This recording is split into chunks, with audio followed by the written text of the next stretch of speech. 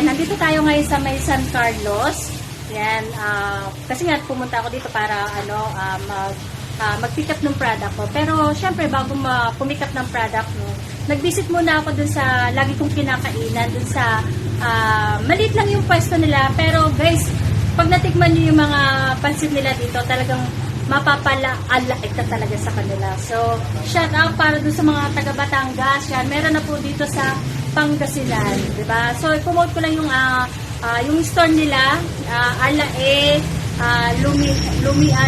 lumihan ba siya o anong tawag sa. Basta pansitan siya dito, guys. So, pag may mga, nandito yung mga kaibigan ko, dito ko sila minilit. Kasi, napakasarap guys nung nung luto nila dito. At the same time, napakarami niya. Talaga mabubusog ka sa isang serve nung pansit nila.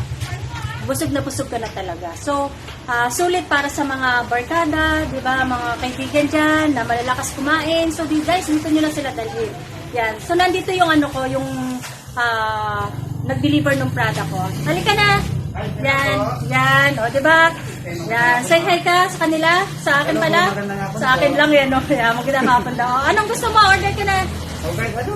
Ano kahit ano? Walang kahit ano. Anong gusto mo? Sabaw. Sabaw. Akala ko ba ako? Akala ko ba ako? Pwede. Sayang na guys. Yan. So, yan yung pwesto nila. O, diba guys, no? Simple lang, pero the best talaga. Yan, diba? So, isipin mo naman, hindi lang mga ordinary people lang kumakain dito. Kahit mga politician, guys, dinadayo talaga tong area na to. Super duper talaga, guys. So, kung magagawi kayo dito sa San Carlos, yan, lang siya, beside siya ng Centrum. And then, malapit din lang siya, bago dumating ng town center. Yun, town center yata yung mall nila dito, yun, guys. Diba? So, puntahan nyo na siya. Maliit lang talaga, guys, yung nila, yung peso, baka hindi nyo mapansin. Pero, pinaka-landmark nila, guys, yung Centrum. Katabing-katabi siya ng Centrum. Yes. Yan. So, guys, tara, kain tayo. Tikman natin yung yung mga iba pa nila nitong pagkain. Bye!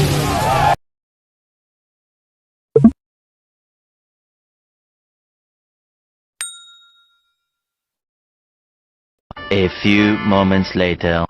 Yan guys, gusto ko sanang interviewin yung may-ari kasi gusto ko sana itanong bakit kung ano yung sekreto nila, diba, bakit dinadayo talaga yung nila, yung pwesto nila dito, diba, yan guys, so panibago na naman na customer, yan, tapos may mga karating pa yan guys, so diba, so tapos na kaming kumain. Ngayon, gusto ko sana siya kausapin. Kaya lang, hindi ko siya makausap guys kasi nga busy na siya sa nila. Dahil siya din kasi nagluluto siya mismo may-ari. Siguro talaga guys, kahit hindi ko na siya tanongin, talagang masarap yung luto nila dito. Diba? Kasi nga, proven naman kasi nakikita dahil ang daming customer. Diba? Sabi ko nga sa inyo, kahit maliit yung pwesto nila, pero dinadayo talaga. Diba guys, nakaka-expired yung ganun, no? A few minutes later. Oh, yan guys, diba? Gusto ko lang pakita sa inyo yung yan o, diba? Ang daming customer. Yan. Pasok lang po kayo, huwag po kayo nahiya. Yan, pasok. Ako yung nagpapapasok sa kanila. Yan. Yan, diba? Isipin mo naman yun guys, oh. Hi ate! Oh, diba? Hello po kayo. Nakikita kayo sa yan. Eh, diba, waiting sila guys, no? Kasi nga, sa talaga ng luto nila dito. Diba? Yan. Kahit, ito nga, sabi ko nga sa inyo, diba, yung pwesto nila ate dito, maliit lang, pero dinadayo talaga. O, diba yan, no? Sila kumakain sila, diba? Hello po! Dami nila mga customer guys. Diba? Dito talaga sila. No? Sulit na sulit talaga yung merienda nila dito. Hindi kayo magsisisi dito, guys. O, yan. O, diba? Yan. Ate, kumusta yung luto ni ate? Okay po ba? Oo. Lagi kami dito. Oo, lagi sila dito. Yan si ate. Hi ate. Ito yung may-ari. Yan. O, diba? Napakasimple lang ni ate. O, diba? Batangas yan. Batanggenya yan. Ako. Alam nyo na, pag mga Batanggenya, huwag niya lulukuhin. George, joke lang. So, diba? Yan. Yan. Doon nasa likod yan, doon niluluto yung mga pansit.